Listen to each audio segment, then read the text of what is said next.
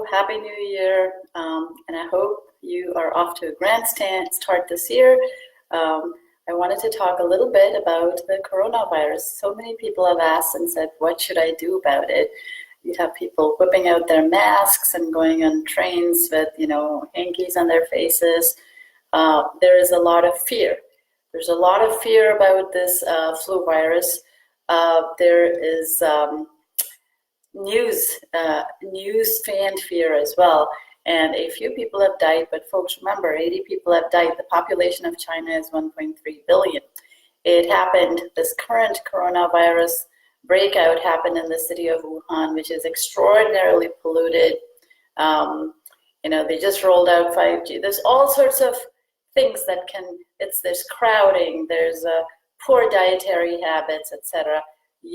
Those folks who are reading or listening to this or watching this, are not those people. You're eating broths, you're drinking raw milk, you're eating lots of fats, which contain the fat-soluble vitamins A, D, K, and E. You're eating fish and meat and all sorts of wonder greens, all sorts of good foods.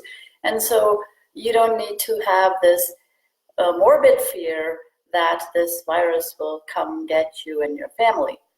The other thing to remember is we all of us have trillions and trillions of viruses, good and bad, bacteria, fungi, you name it, in our bodies, on our skins, and our immune system is uniquely designed to handle them. Now, if you're not getting enough sleep, if you are not getting enough rest, if you're not getting enough food, or nutritious food, if you're eating a diet of Pepsi and burgers at McDonald's, you may indeed think about what it might do to your immune system. But by and large, most of these flus affect you not to the degree you think they are. Most people will get a cold, a sore throat, a little bit of a chest cold. In a few cases, it goes deeper into an infection. And we're going to talk about that through a book called Homeopathy in Epidemic Diseases, a book written by a wonderful person by the name of Dorothy Shepard, one of my heroes, and she wrote about the influenza epidemics from the beginning of time. So we had the SARS virus, we had the avian flu, when people stopped buying and eating all chicken. Folks, that was the right time to buy the best chicken stock you could, because that's what we did. And you would have made a killing in the marketplace, because when people fear something, they go overboard, and they will sell their chicken stocks, they will sell their egg stock, they'll stop eating a lot of these things. And the thing you have to realize is news media is something that's designed to send people into paroxysms of fear. There's reports, and it's all built up, and you get a lot of advertising revenue.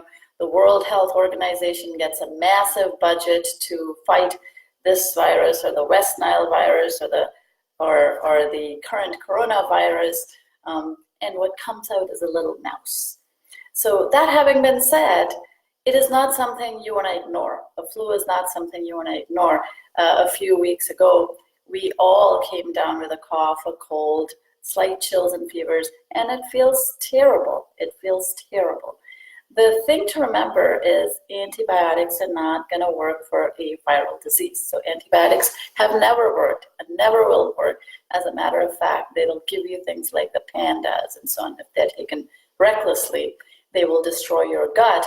And so for the flu, what you want to do is keep a stash of homeopathic remedies on hand. And at the very first sign of the flu, you start taking them. So these are not prophylactic. So you never eat homeopathic remedies as supplements. They're not vitamins. They're not antibiotics. So you don't take them as a course for 10 days.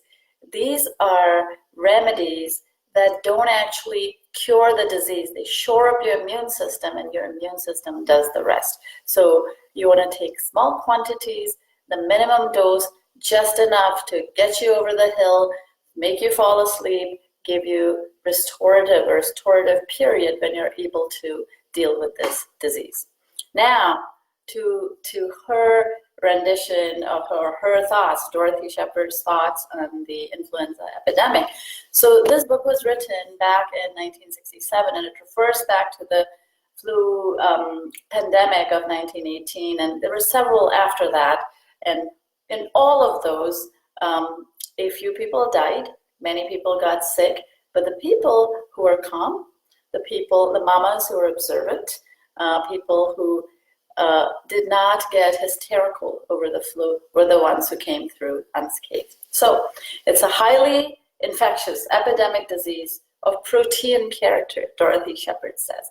It affects the upper respiratory tract. There's the upper respiratory tract and there is the lower respiratory tract here. So typically you'll find viral infections go like this. Some people get a head cold, so their head just feels full. That's a disease in the head. For homeopathic purposes, description, you're looking at the symptoms. You care not whether it was a virus or a bacterium. You look at the symptoms, and the symptoms are a way to tell you what your body's adaptive mechanism needs to be. So when your body has a headache, don't think your body is dumb. Your body is actually doing something to make you well. When your body has pain, it's sending out immune responses that are going to make you better. So the fundamental tenet of all homeopathy is you respect the body's wisdom. When you have a headache here, or a full head, you've got a head cold, the cold sometimes moves down to your sinuses and to your nose. So you now have your head and nose involved. Sometimes you get a tickle in your throat, like I did. And my grandson was over, and I was waking up with him, and I am not used to waking up like I used to when I was 20-something and nursing my children.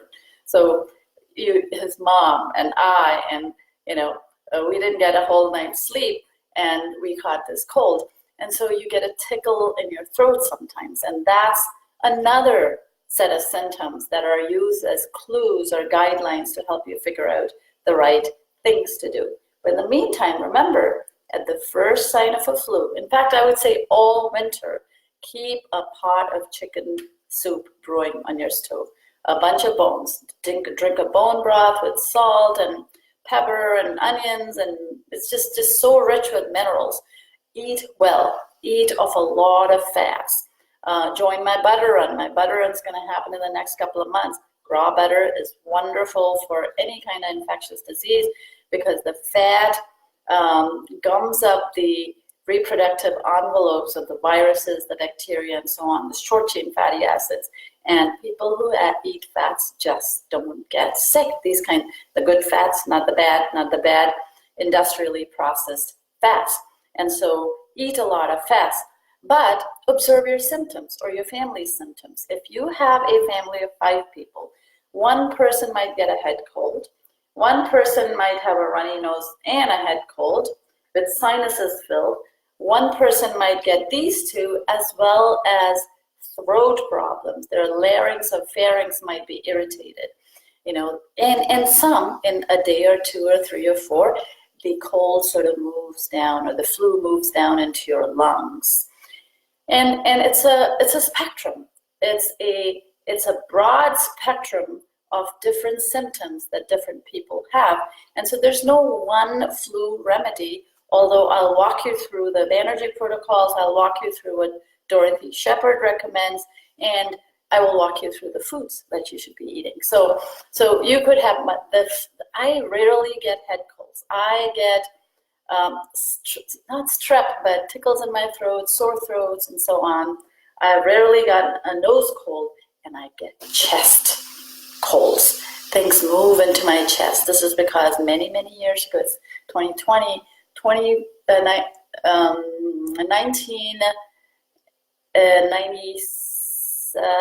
going to say 2004, 2005, I had the dengue. And I was very sick. I was admitted to hospital, and I was filled up with antibiotics.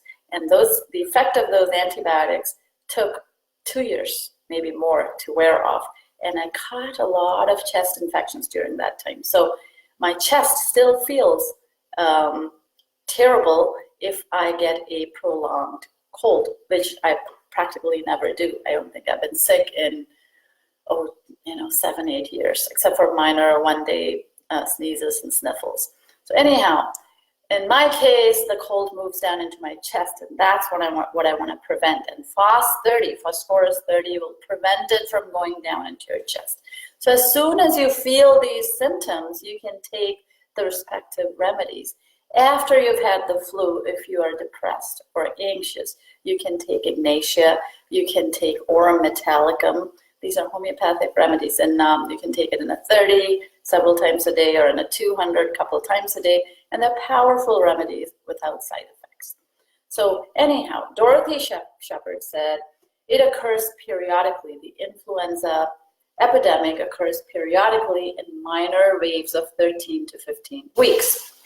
If such a wavelet coincides with cold, inclement weather, so it doesn't happen in summer typically, it's going to happen in winter. There's less vitamin D, there's less sun, people are colder, your body's taking up more energy just to survive. You add to that pollution, you add to that microwaves and 5G, you add to that family stress or a lack of sleep or stress or long commutes, and you have a recipe for a case of the cold, the sore throat, or influenza. Okay. There are the outbreaks of the more virulent type, which occur in the first 3 months of every 2 years when the mortality rate goes up considerably. In this case, considerably, folks, is about 80 to 100 people. The world has 7 billion people, and there's a lot more mortality. So keep things in perspective. That is very, very important. Dorothy Shepard says, for the last 100 years approximately, there have been pandemics. That is, epidemics which spread across continents with lightning rapidity at intervals of about 30 years. Do you notice they're happening a lot faster? And why do you think? Why do you think they're happening a lot faster? Any guesses? I will wait for you to comment. Some may still recall the pandemic of 1889. This was back in 1967, she talked about it, and 1890, and many will have vivid recollections of the 1918-20 epidemic, which was worldwide and carried off thousands of war-weary victims. So when did that pandemic hit? Entire countries were starving. Entire countries were stressed out. They had no food, and then hits the flu epidemic, which probably killed more people than in most of the wars between then and now. Okay, now we're in the middle of another outbreak, she says. This was back in the 60s, which has already shown a high death rate. Under orthodox treatment, the mortality rate is 25 to 30%, especially if the lungs become affected. And even the vaunted sulfonamides, so those were the medicines given out then, the sulfa drugs, and penicillin do not do much to lower it. That's right, because those are not bacteria and these are antibacterials. It does, however, damage your body extraordinarily in other ways.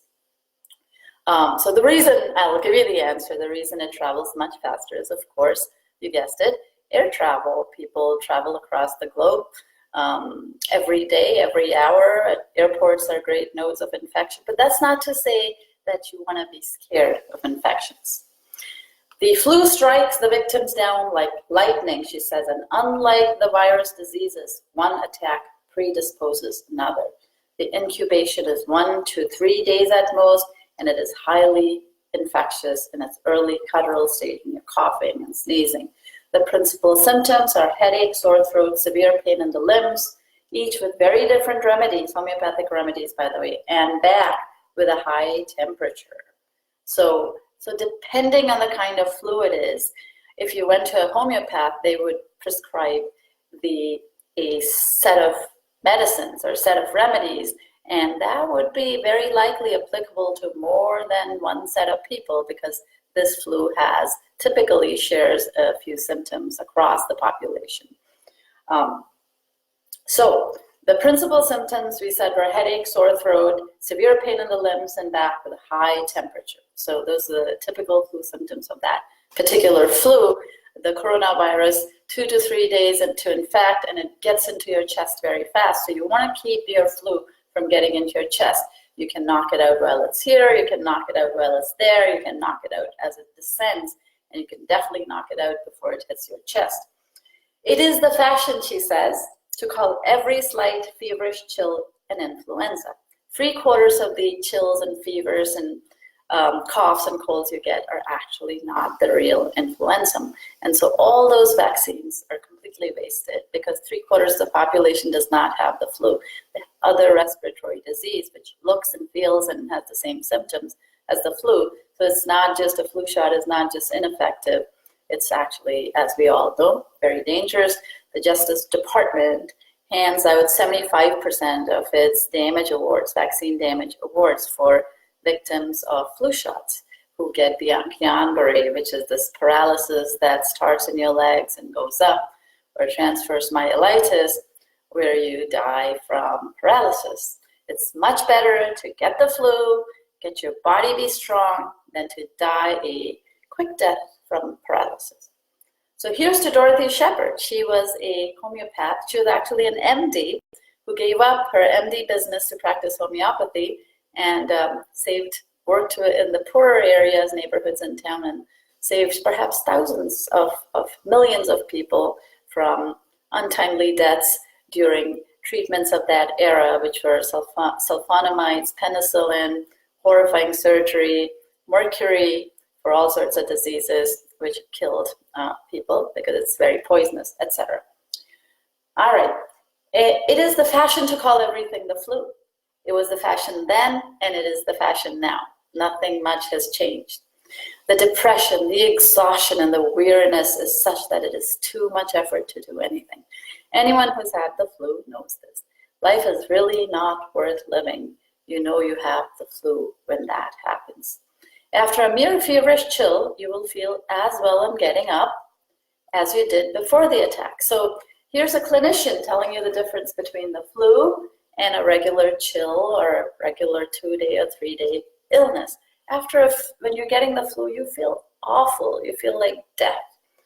Unfortunately, however, many people don't take note of the danger signals of the weakness and prostration and insist on getting up, even returning to work before they're fit, thus laying themselves open to bronchopneumonia and sudden death.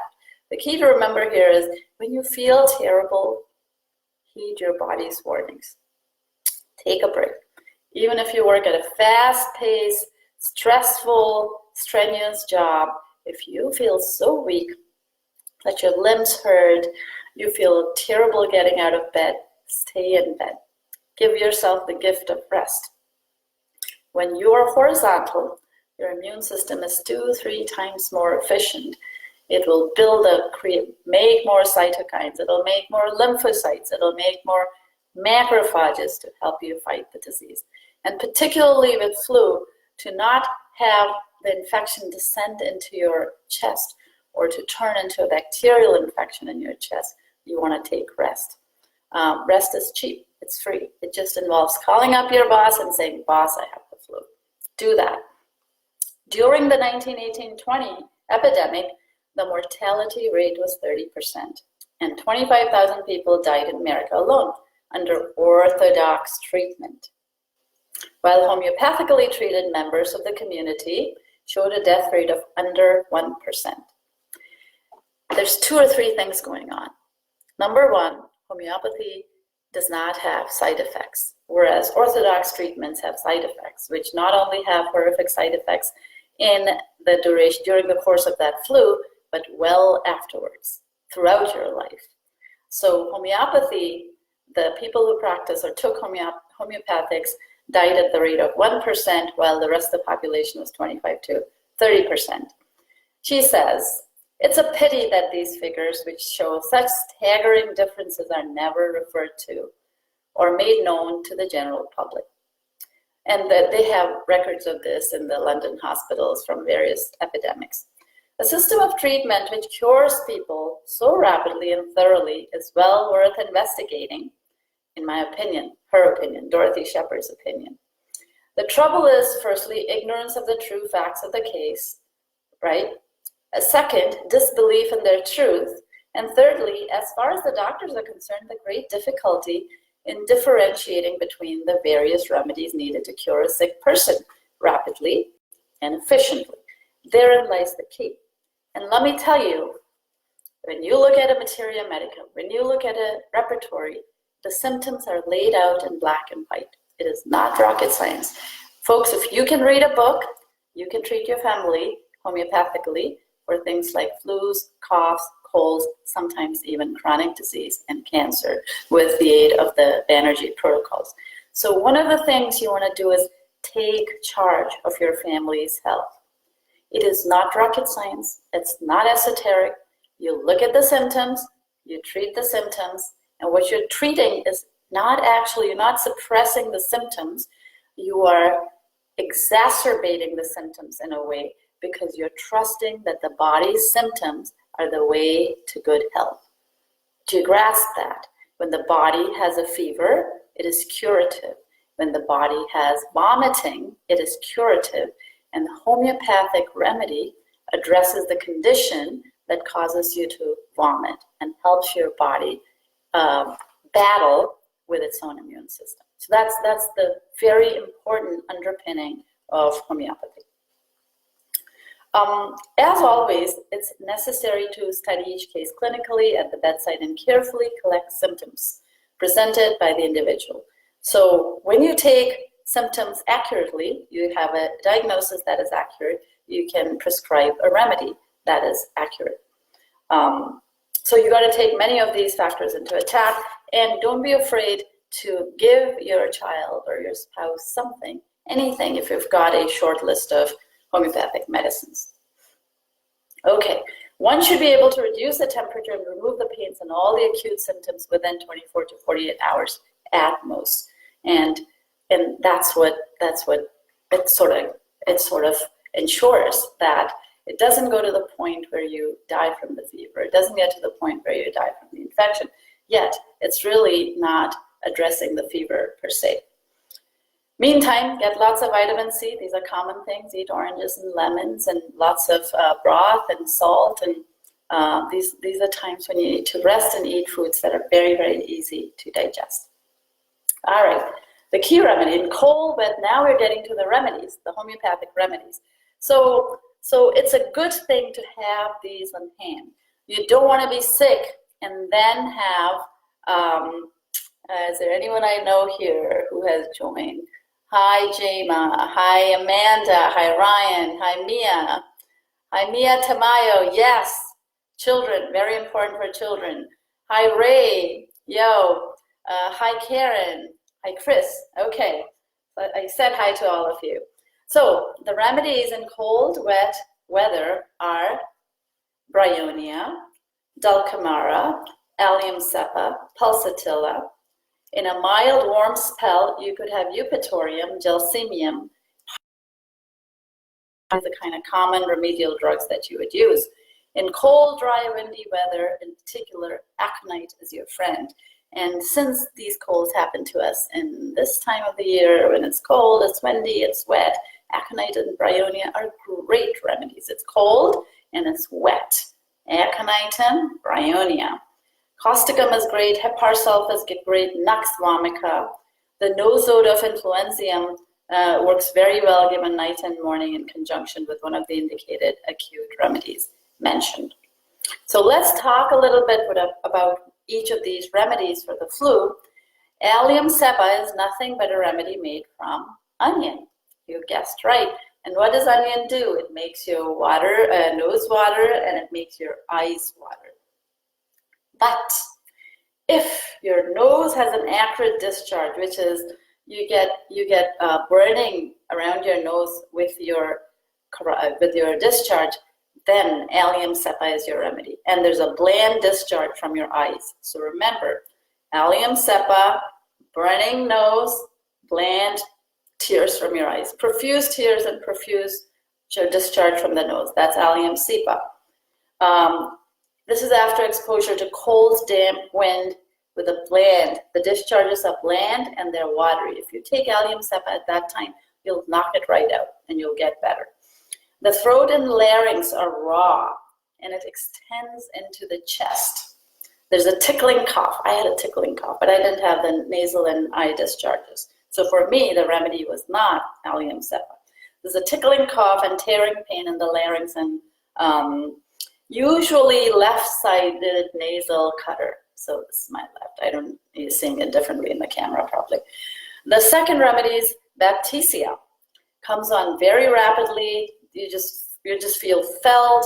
You feel kind of stupid. Happens to a lot of us. You can't think.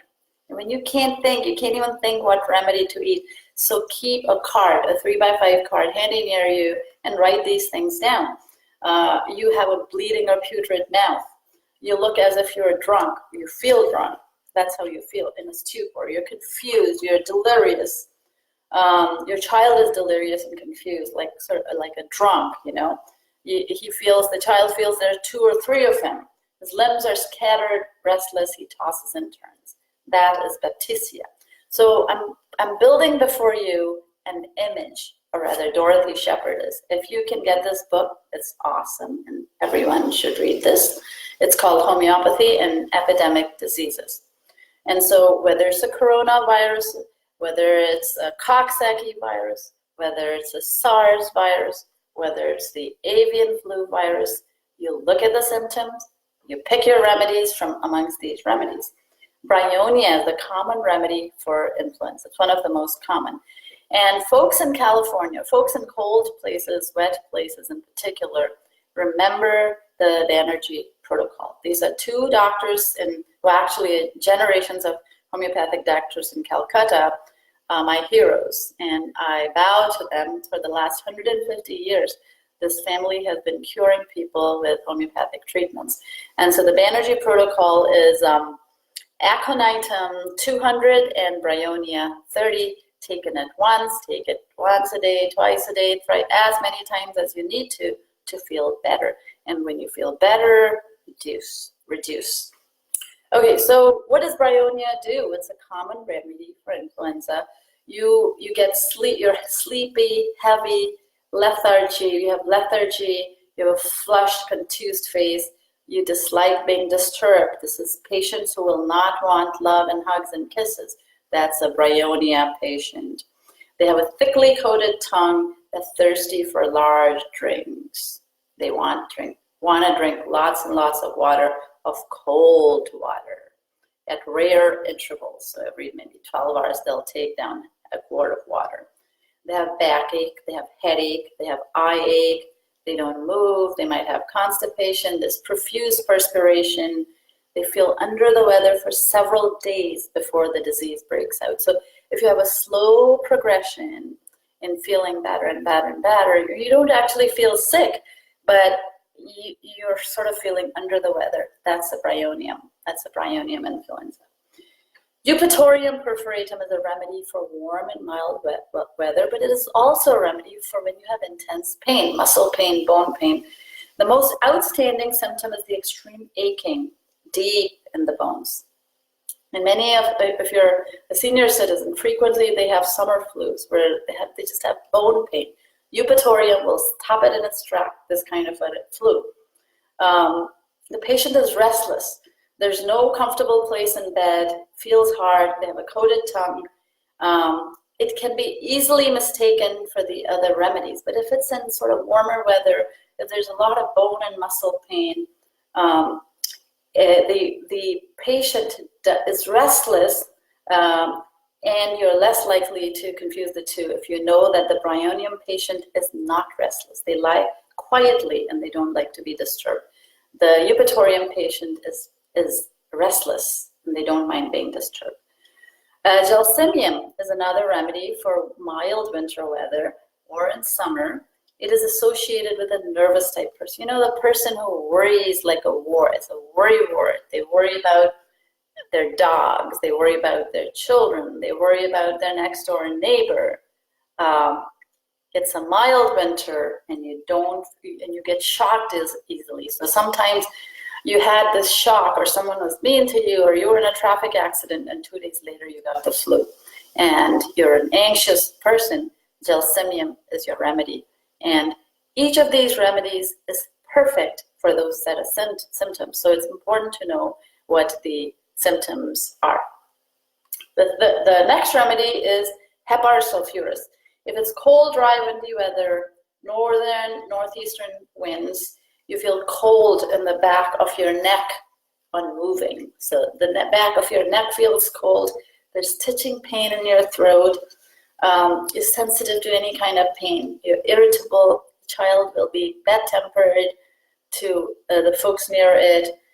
They need to cover the back of the neck with a woolen shawl, even in bed. So I was a heparin self. My neck got very cold, and if my neck was exposed, it felt worse. Profuse perspiration, difficult patients mentally. These are patients who will complain about people coming near them. Heparin self. The next remedy is nux vomica, which is needed after exposure to cold east or northeast winds. You feel cold, shivers from motion. Moving bedclothes will bring on shivering attacks. The patient is irritable, snappy, they want to be left alone. There are people in your family, I know this, who are irritable when they're sick and they want to be left alone. I have people like that in my family. They ache all over. This is not the severe bone pain of eupatorium. They just ache all over. They have a severe headache, eye ache. When they move their eyes around, it hurts. Turning on the light hurts. They have photophobia. They prefer the dark. That is nux vomica, folks. And what you want to do is get these remedies ahead of time, put them, rubber band them together, and depending on the symptoms, administer these to yourself or your family. And then you're a master of your own destiny. You know what to do. You don't have to go to emergency. You don't have to pay a copay. You don't have to be part of the system. You don't have to pay to eat antibiotics or antivirals. These are the things you can do for a simple flu, a simple cold, a simple cough, fever, etc. Pulsatilla, another great remedy. The attack comes on after getting wet and getting your feet wet in particular. Shivers up and down the back. These are the people who are clingy. That's me. They want hugs. They don't want to be left alone. These are children who do well when they're held close to your chest. These are pulsatilla children. There's cutter congestion in the back of the nose and back of the throat, and the patient feels worse in the evenings. That's a key sign. I feel worse. I used to feel worse in the evenings. High temperature with dry mouth and no thirst. Pulsatilla has no thirst. Okay. So you want to hang on to that remedy too. The next remedy is pyrogen, and it's again similar to eupatorium. It has the deep aching bones, excessive restlessness. You have to move, but it hurts. The bed is uncomfortable. Everything is sort of hard and uncomfortable. There's profuse perspiration, always looking around for parts of his body. That's weird, but that's one of the symptom pictures. He has too many legs, etc., in his delirium. So when this person is in delirium, they feel they have body parts. There's usually a strong septic element as the exciting cause of the disease. There's dissimilarity in the pulse to temperature ratio, meaning you'll have a high temperature of 103 and a pulse of 80, or a temperature of 99 to 100, but a very high pulse rate. So if there's dissimilarity between pulse and temperature, think pyrogen. And I know you're getting stressed out with it, but if you watch this once, twice, thrice, and 4 times, you will get it. It's real simple. It's like following a recipe for 4 types of bread. It's not difficult. If you can bake bread, you can do this. Okay, the next remedy is rust tox. So rust tox is a wonderful remedy that's good for many other things too. But for the influenza, you want to have it on hand. It's a great remedy for after exposure to wet. If you are wet, aching, you know how you get wet and then all your joints ache and your finger joints ache, your wrists ache, your shoulders ache, your hips ache, and at night when you sleep, they just get frozen. It seems as though they're frozen. And then when you move, you feel a little bit better with motion. That's rust tox. Aching in all the limbs, worse and beginning to move, very restless. If you keep still, the pain gets worse. So if this patient stays still, the pain gets worse. And when the patient moves, the pain actually declines. That's weird, right? That's Rust talks. They can't find a restful place in bed. They're constantly tossing and turning. Their tongue is coated with a red triangle at the tip of the tongue. Look at your children's tongues. Look at their tonsils. These are not things you need, like a hospital or doctor to diagnose. You can do it yourself. Look at how inflamed the tonsils are. Are they white? Are they red? Causticum is indicated in cold, dry, easterly winds. Neuralgic pains, face ache, if you have neuralgic pains, dry abdominal area, dry, hollow cough producing escape of urine. A sip of cold water will relieve their cough. That's a causticum. Their limbs feel as if they've been beaten to a pulp. Chilliness during temperature followed by perspiration without an intermediate hot stage. So these are the few remedies you want to remember. If the person is salivating, if their breath is fetid, if it feels more like a strep throat really than an influenza, then you want to do, and if they're inflamed, red-faced, you want to start with belladonna. If they're feverish, red, crabby, inflamed, sore throat, streppy sore throat, belladonna, and if they are salivating and they're not very inflamed, if they're fetid, if they smell, their breath stinks, think about Merck salt, Mercurus solubilis, either 30C or 200C. So folks, these are the few remedies you can have on hand. And as with any good thing, the FDA is trying to shut down homeopathic remedies for the common people, while we were selling things like Vioxx and extremely toxic drugs on the open market through insurance that cost anything from $100 to $600 a pop, drugs that kill and maim you for life. They're trying to take down homeopathic remedies. So people with families, or people with 2 or more kids, I would recommend getting one of those kits.